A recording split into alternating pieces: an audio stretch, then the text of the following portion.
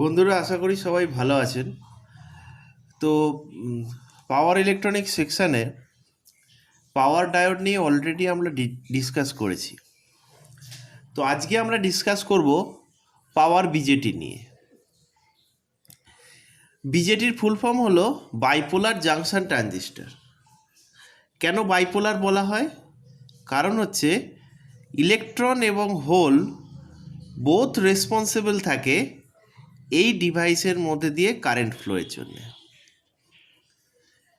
এখন বিজেটি হলো একটা কারেন্ট কন্ট্রোল ডিভাইস। এখন নর্মাল বিজেটি যেগুলো সম্বন্ধে আমরা আগে পড়েছি অ্যানালগ ইলেকট্রনিক্স বা বেসিক ইলেকট্রনিক্সে, সেই সমস্ত বিজেটিগুলো নিয়ে হাই পাওয়ার অ্যাপ্লিকেশানে আমরা ইউজ করতে পারি না। তো হাই পাওয়ার অ্যাপ্লিকেশানের জন্য অবশ্যই পাওয়ার বিজেটির দরকার হয়। এখন নর্মাল বিজেটির যে কনস্ট্রাকশান সেটাই আমরা দেখেছিলাম। সেখানে তিনটে লেয়ার মেনলি থাকতো। এই তিনটে লেয়ার কী কী ছিল? তিনটে লেয়ার যদি আমরা একটা এনপিএন ট্রানজিস্টারের রেসপেক্টে ভাবি, তো তিনটে লেয়ার ছিল এন, পি, এন। এবং এদের ডোপিং কনসেন্ট্রেশন কীরকম ছিল? এদের মধ্যে এমিটার যে টার্মিনালটা ছিল, ধরুন এইটা এমিটার আছে, তো এমিটার যেটা ছিল সেটা ছিল হেভিলি ডোপড। বেস যেটা ছিল, বেস ছিল লাইটলি ডোপড। আর কালেক্টর যেটা ছিল সেটা ছিল মডারেটলি ডোপড। এখন এই বেস, এমিটার এবং কালেক্টর, এর মধ্যে এমিটার এবং কালেক্টর কেন নাম হয়েছে বলি। অ্যাকচুয়ালি এমিটার হলো এমন একটা রিজিয়ান যেখান থেকে ইলেকট্রন আর হোলকে এমিট করা হয়, সাপ্লাই দেওয়া হয়। আর বেস রিজিয়ানের থিকনেস সবসময় কম করা হয় যাতে ম্যাক্সিমাম নাম্বার অফ ইলেকট্রন বা হোল কালেক্টর রিজিয়ানে গিয়ে পৌঁছতে পারে। এবং কালেক্টর কি করে? কালেক্টর এই যে ইলেকট্রন বা হোল যেগুলো এমিট হচ্ছে সেগুলোকে কালেক্ট করে নেয় এবং আমাদের সুইচিং অপারেশান আর অ্যাম্প্লিফিকেশন অপারেশানটাকে সুষ্ঠুভাবে সম্পন্ন করে। এখন এই বিজেটিকে যখন আমরা সুইচিং বা অ্যাম্প্লিফিকেশন পারপাসে হাই পাওয়ার এবং হাই ভোল্টেজের রেসপেক্টে ব্যবহার করতে যাব, তখনই হাই ভোল্টেজ এবং হাই পাওয়ারকে উইথস্ট্যান্ড করার ক্ষমতা এই নর্মাল বিজেটিগুলোর থাকে না। Normal BJD means 547, BC 547, BC 548, এই সিরিজের যে বিজেটিগুলো আছে। তো আমাকে অবশ্যই তখন পাওয়ার বিজেটির দরকার হয়ে পড়ে সাহায্যে। তো দেখা যাক পাওয়ার বিজেটির কনস্ট্রাকশানে নর্মাল বিজেটির থেকে কী কী ডিফারেন্স থাকে। আমরা যেরকম পাওয়ার ডায়োডের ক্ষেত্রে দেখেছিলাম, পাওয়ার ডায়োডে যেরকম একটা এক্সট্রা এন মাইনাস লেয়ার থাকে, এখানেও একটা এন মাইনাস লেয়ারকে ইন্ট্রোডিউস করানো হয় যাতে কিনা বেশি পাওয়ার হ্যান্ডেল করতে পারে। বেশি পাওয়ার মিনস বেশি ভোল্টেজ এবং কারেন্ট হ্যান্ডেল করতে পারে এবং ব্রেকডাউন ভোল্টেজটা যাতে ইনক্রিজ করে। বেশি ভোল্টেজ এবং কারেন্ট মানে ভি ইন্টু আই করলে পাওয়ার হয়, তো বেশি পাওয়ার যাতে হ্যান্ডেল করতে পারে। এখানেও এন মাইনাস যে, এখানেও দেখুন একটা এন মাইনাস লেয়ারের কিন্তু এখানে ইন্ট্রোডিউস করানো হয়েছে। একদম নিচে যে লেয়ারটা থাকে সেটা হচ্ছে N plus region. N plus means হচ্ছে এই রিজিয়ানটা হেভিলি ডোপ থাকে এবং এর ডোপিং কনসেন্ট্রেশন কত থাকে? 10⁻19 পার সেন্টিমিটার কিউব। এখন এটা হেভিলি ডোপ করার আর একটা অ্যাডভান্টেজও আছে, এর যে কন্ট্যাক্ট রেজিস্ট্যান্স, কারণ এটা তো বাইরের দিকে কালেক্টর টার্মিনাল থাকে বা এটার সঙ্গে এমিটার যেটা আছে এখানেও সেই এন প্লাস রিজিয়ানই আছে এবং এর সঙ্গেও সেই মেটাল অ্যাড করা আছে। তো এই পজিশানের যে কন্ট্যাক্ট রেজিস্ট্যান্স, এই পজিশানের যে কন্ট্যাক্ট রেজিস্ট্যান্স, সেই কন্ট্যাক্ট রেজিস্ট্যান্সটাকে কম করার জন্য এই রিজিয়ানটাকে হেভিলি ডোপড করা হয়। এর ঠিক উপরে এবং এই রিজিয়ানের থিকনেস কিন্তু 250 মাইক্রোমিটারের কাছাকাছি থাকে। ঠিক এর উপরে থাকে এন মাইনাস রিজিয়ান, যেটা একটা স্পেশাল রিজিয়ান যেটা পাওয়ার ডিভাইসগুলোতে, সমস্ত ডিভাইসগুলোতেই থেকে থাকে। এখন এই স্পেশাল রিজিয়ানটার কাজ কি? এই স্পেশাল রিজিয়ানটা থাকার জন্য আমার ভোল্টেজ এবং কারেন্ট হ্যান্ডেলিং ক্যাপাবিলিটি ডিভাইসগুলোর মধ্যে অনেক বেড়ে যায় এবং এর ডোপিং কনসেন্ট্রেশন এন মাইনাস মানে কি লাইটলি ডোপড, এর ডোপিং কনসেন্ট্রেশন কত 10⁻14/cm³। এর উপরে আছে বেস রিজিয়ান। দেখুন ব্রেকডাউন ভোল্টেজটাকে বাড়ানোর জন্য বেসের থিকনেসও কিন্তু কম বেশি এখানে করা হয়, ঠিক আছে। তো এই থিকনেসটা করতে গিয়ে অবশ্যই বিটার ভ্যালুটা খুব কমে যায়, কিন্তু যেহেতু ব্রেকডাউন ভোল্টেজ বা বেশি পাওয়ার হ্যান্ডেলিং, ব্রেকডাউন ভোল্টেজটা বাড়াতে হয় বা বেশি পাওয়ার হ্যান্ডেল করতে হয়, তাই এই পাওয়ার বিজেটির বেসের থিকনেসটাও কিন্তু normal compare to the normal বিজেটির থেকে অনেক বেশি হয়, এবং এটার সঙ্গেই বেস টার্মিনালটা থাকে, এবং এর উপরে থাকে এমিটার টার্মিনাল, এবং এমিটারের সঙ্গে এই যে মেটাল কন্ট্যাক্ট করা আছে এই এর সাথে মেটাল কন্ট্যাক্টটা কানেক্টেড থাকে। এন মাইনাস লেয়ারটা হলো স্পেশাল ফিচার হলো পাওয়ার ইলেকট্রনিক্সের, এবং এইটাকে বলা হয় কালেক্টর ডিপ রিজিয়ান। আর thickness of the deep region সেটা ডিপেন্ড করে কতটা ব্রেকডাউন ভোল্টেজ আমরা চাইছি তার উপরে। এখন হাই অ্যাম্প্লিফিকেশন ফ্যাক্টরের জন্য বেস থিকনেস সবসময় স্মল হওয়া উচিত, কিন্তু স্মল থিকনেস হলে বেসের ব্রেকডাউন ভোল্টেজও কম হয়ে যায়। আর পাওয়ার বিজেটির ক্ষেত্রে যেহেতু ব্রেকডাউন ভোল্টেজটা বাড়ানো আমাদের খুবই দরকার, সেই কারণেই বেসের থিকনেসটা এক্ষেত্রে একটু বেশি করা হয়, এবং এই বেসের থিকনেস বেশি করার জন্যই বিটার ভ্যালুটা কমে যায়। সুতরাং বিটার ভ্যালু আমরা সমান কি জানি, যে বিটা সমান IC/IB। এই বেসের থিকনেস বেশি হওয়ার জন্য বেস কারেন্টের ভ্যালু বেড়ে যায়, যে কারণে বিটার ভ্যালুটা কমে যায়। আর যখন সার্কিটের সে কারণে যখন পাওয়ার বিজেটিকে ইউজ করা হয়, তখন সবসময় আমার কারেন্ট গেনটাকে বাড়ানোর জন্য এই ট্রানজিস্টারকে ডার্লিংটন পেয়ারে ইউজ করা হয়ে থাকে।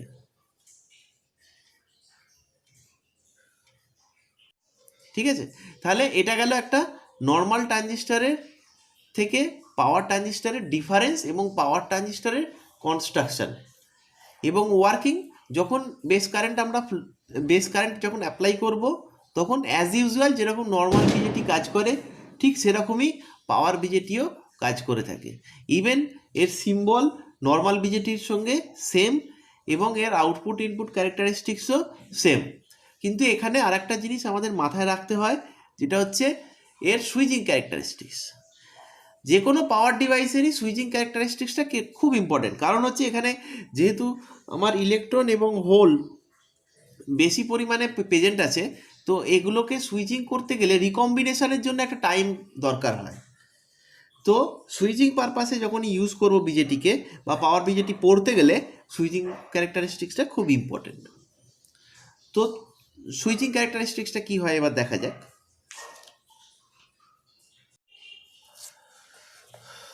তো বন্ধুরা, সুইচিং ক্যারেক্টারিস্টিক্স সম্বন্ধে এবার বলবো। তো একটা বিজেটিকে যখন সুইচ হিসেবে ইউজ করা হয়, তখন তার কনফিগারেশনটা অনেকটা এই ধরনের হয়ে থাকে, যে বেসেতে যখন আমরা কারেন্ট অ্যাপ্লাই করব তখন এটা অন হবে, আর যখন বেস কারেন্টটা অফ করে দেবো তখন এটা অফ হয়ে যাবে। আইবি কারেন্ট যখন দেবো তখন অন হবে, আইবি কারেন্ট অফ করে দিলে অফ হয়ে যাবে। তো তার জন্য আমরা জানি যে এক্ষেত্রে যে ভিসিসি ভোল্টেজ যেটা অ্যাপ্লাই করা হচ্ছে, তো ভিসিসি সমান এখানে যদি কেভিএল অ্যাপ্লাই করি তো আমরা বলতে পারবো ভিসিসি সমান হচ্ছে ভিসিই প্লাস আইসিআরসি। তো এখান থেকে ভিসিইর ভ্যালুটা যদি আমরা দেখি তাহলে দেখবো ভিসিই সমান হচ্ছে ভিসিসি মাইনাস আইসিআরসি। এখন দেখুন এই ভিসিসির ভ্যালুটা সবসময় ফিক্সড, তাহলে এই ভ্যালুটাকে ফিক্সড রাখতে গেলে আমার অন্য দুটো প্যারামিটার যেগুলো ফিক্সড নয়, সেই দুটো প্যারামিটারকে চেঞ্জ করতে হয় সবসময়।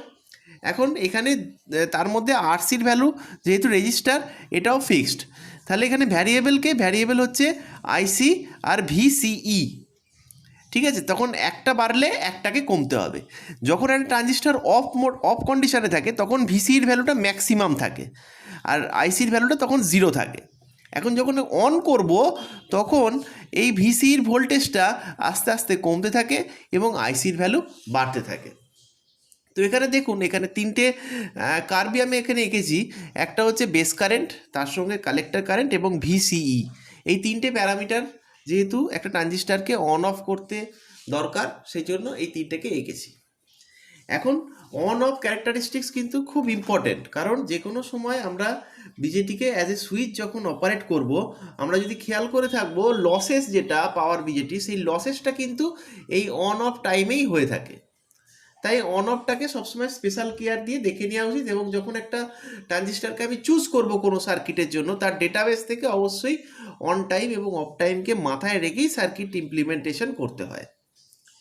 দেখুন আমি এবার বেস কারেন্ট, আমি এবার এইখানে আসছি, সার্কিটে আসছি। ইনিশিয়াল কন্ডিশনে একটা ট্রানজিস্টার ধরুন অফ আছে, এবার আমি বেস কারেন্টকে বেড়াচ্ছি। যখন বেস কারেন্টের 90% আমি পৌঁছে যাব, তখন কি হয়, তখন সেই পজিশানে আমার ভিসিই যেটা, ভিসিইটা ইনিশিয়াল কন্ডিশনে কিন্তু ম্যাক্সিমামই ছিল। এবার বেস কারেন্টের 90% যখন পৌঁছে যাব, তখন আমার কালেক্টর কারেন্ট 10% রাইজ করে। আর যখনই কালেক্টর কারেন্ট 10% রাইজ করবে, তখন ভিসি কিন্তু 10% ডিক্রিজ করে যাবে, মানে ম্যাক্সিমাম ভ্যালু 90%-এ চলে আসবে। তাহলে আইসি কারেন্ট যেটা সেটা বাড়ছে এবং ম্যাক্সিমাম ভ্যালু 10%-এ রাইজ করছে। In the same time VC কী করছে, ম্যাক্সিমাম ভ্যালু 10%-এ ফল করছে, মানে 90%-এ থাকছে তখন। এইবার বেস কারেন্ট ম্যাক্সিমামে পৌঁছে যাচ্ছে, তখন কি হচ্ছে, আমার এই আইসি কারেন্টটা 10 থেকে 90%-এ রাইজ করছে। আর যখন এটা 10 থেকে 90%-এ রাইজ করছে, তখন ভিসি কী করছে, 90 থেকে 10%-এ ফল করছে। এখন এই দুটো টাইম স্প্যানকে আমরা দুটো ভাগে ভাগ করে থাকি। যখন আইসি কারেন্টের রেসপেক্টেই আমরা বলি, যখন আইসি কারেন্ট 10%-এ রাইজ করছে, সেই টাইমটাকে বলা হয় ডিলে টাইম, টিডি বলা হয় এটাকে। ঠিক আছে, এই ডিলে টাইমটা কি, এটা হচ্ছে আমার অন টাইমের সময় যে জাংশন ক্যাপাসিটেন্সগুলো থাকে, সেই জাংশন ক্যাপাসিটেন্সগুলো রিডিউস করার যে টাইমটা, সেই টাইমটা হচ্ছে এই টাইমটা। এরপরে কি হচ্ছে, যখন 10%-এ রাইজ করছি, 10 থেকে 90%-এ, তখন তাকে বলা হচ্ছে রাইজ টাইম। আর অন টাইম বলতে এই দুটো সামেশানকেই অন টাইম বলা হয়, এই টিডি আর টিআর, মানে ডিলে টাইম এবং রাইজ টাইমের সামেশানটাকে বলা হয় অন টাইম। এইবার যখন আমার বেস কারেন্ট ম্যাক্সিমাম হয়ে গেছে, কালেক্টর কারেন্টও ম্যাক্সিমামে পৌঁছে গেছে, তখন আমার ভিসি কি হচ্ছে, মিনিমামে চলে গেছে। কারণ কি, আমি আগেই বলেছিলাম যে আমাদের যে ফর্মুলা ছিল যে ভিসিসি সমান ভিসিই প্লাস আইসিআরসি। এখন এই ইকুয়েশনটাকে ইকুইলিব্রিয়ামে লাগতে গেলে কি করতে হবে, একটাকে কমতে হবে, একটাকে বাড়তে হবে। এখানে আইসি কারেন্ট বাড়ছে, তো ভিসিইকে কমতে হবে। তো ভিসিই দেখুন মিনিমামে চলে গেছে, তখন আইসি ম্যাক্সিমামে আছে। এটা ট্রানজিস্টারের অন কন্ডিশন। এবার আমি ট্রানজিস্টারটাকে অফ করতে চাইছি, তো আমাকে কি করতে হবে, বেস কারেন্টকে আস্তে আস্তে কমাতে হবে। যখন বেস কারেন্টকে ম্যাক্সিমাম ভ্যালু 10%-এ আমি ফল করিয়ে দেবো, তখন কি হবে, তখন আমার কালেক্টর কারেন্ট 10%-এ ফল করবে, ম্যাক্সিমাম ভ্যালু 10%-এ ফল করবে। ঠিক অপোজিট দিকে তখন আমার ভিসি যেটা থাকবে, সেই ভিসিটা আবার রাইজ করতে শুরু করবে এবং 10%-এ ম্যাক্সিমাম ভ্যালু 10%-এ সে রাইজ করবে। এই টাইমটাকে বলা হয় স্টোরেজ টাইম, টিএস। এই স্টোরেজ টাইমে কি হয়, এই স্টোরেজ টাইমে মাইনরিটি ক্যারিয়ার যেগুলো থাকে, সেই মাইনরিটি ক্যারিয়ারগুলো রিকম্বাইন করতে শুরু করে। অ্যাকচুয়ালি যখন ফরওয়ার্ডে কারেন্ট থাকে, তখন যে কারেন্টটা ফ্লো করে ট্রানজিস্টারের মধ্যে দিয়ে, তার জন্য রেসপন্সিবল থাকে মেজরিটি এবং মাইনরিটি ক্যারিয়ার বোথ। এখন ট্রানজিস্টারটাকে যখন অফ করছি, তখন এই মাইনরিটি ক্যারিয়ার বা লিকেজ কারেন্ট যেটা ফ্লো করে, সেটার জন্য রিকম্বিনেশন হতে একটা টাইম লাগে। সেই রিকম্বিনেশনের টাইমটাকে বলা হচ্ছে স্টোরেজ টাইম। এরপরে কি হচ্ছে, এরপরে এই কালেক্টর কারেন্ট যেটা, সেটা এই 90% থেকে 10%-এ ফল করে যাচ্ছে, 90 থেকে 10%-এ ফল করছে, ম্যাক্সিমাম ভ্যালু 10%-এ ফল করছে।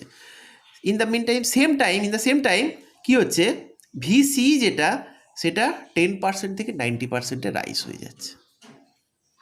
দেখুন বেস কারেন্ট কিন্তু আমার অফ হয়ে গেছে, কিন্তু তখনও ট্রানজিস্টারের মধ্যে এই অপারেশনটা কিন্তু হচ্ছে। তো তারপরে যে কি হচ্ছে, আমার আইসি কারেন্টটা জিরো হচ্ছে এবং ভিসি ম্যাক্সিমাম কন্ডিশনে যাচ্ছে, মানে এটা জিরো হয়ে গেল, তো ভিসি ম্যাক্সিমাম কন্ডিশনে গেল। তো ইনিশিয়াল কন্ডিশন যেটা ছিল, সেই কন্ডিশনে কিন্তু তখনও আবার ফিরে আসছে। তাহলে এই অফ টাইমটাকে আমরা বলতে পারি এই স্টোরেজ টাইম এবং ফল টাইমের সামেশান। ফল টাইমটা হচ্ছে যখন 90 থেকে 10%-এ ফল করছে, সেই টাইমটা। তাহলে একটা ট্রানজিস্টারকে সার্কিটে নেবার সময় অবশ্যই আমাকে এই অন টাইম এবং অফ টাইমের এই ক্যালকুলেশনটা কিন্তু মাথায় রেখেই কাজ করতে হবে, কারণ এই টাইমটা কিন্তু আমাদের কাছে ডিজারেবল না হলেও একটা পাওয়ার ট্রানজিস্টারের কিন্তু এই টাইমটা থাকে। এবং আমরা যেমন অন অফ বলতে কী বুঝি, সুইচ অন করব লাইট জ্বলবে, সুইচ অফ করব লাইট অফ হয়ে যাবে। এখানে কিন্তু সেই টাইমটা একটু হলেও এই অন টাইমের যে ব্যাপারটা সেটা কিন্তু মাথায় ক্যালকুলেশানে আমাকে রেখে ক্যালকুলেশন করতে হবে, কারণ ম্যাক্সিমাম লসেস যেটা পাওয়ার বিজেটির সেটা কিন্তু এই অন টাইম এবং অফ টাইমেই হয়। একটা সার্টেন টাইম লাগে সেই অন হতে এবং অফ হতে। আশা করি এই ভিডিওটা তোমাদের ভালো লাগবে, এবং যদি কোনো অসুবিধে থাকে এটাকে বুঝতে আমার পাওয়ার বিজেটির কনস্ট্রাকশান, ওয়ার্কিং প্রিন্সিপাল এবং সুইচিং ক্যারেক্টারিস্টিক্স অবশ্যই কমেন্ট করে জানিও। আর ভিডিওটা ভালো লেগে থাকলে অবশ্যই লাইক করো আর বন্ধুদের সাথে শেয়ার করে নিও নলেজটা। আর এরপরে আমি পাওয়ার মসফেট এবং আইজিবিটির ভিডিও নিয়ে আসবো, এবং পাওয়ার ইলেকট্রনিক্সের বাকি আরও যে সমস্ত টপিক আছে, speed control of DC motor, AC motor, এছাড়া ইনভার্টার, চপার, সেগুলোও আমি আস্তে আস্তে নিয়ে আসবো। তো সমস্ত রকম ভিডিও পেতে আমার চ্যানেলটিকে অবশ্যই লাইক এবং সাবস্ক্রাইব করে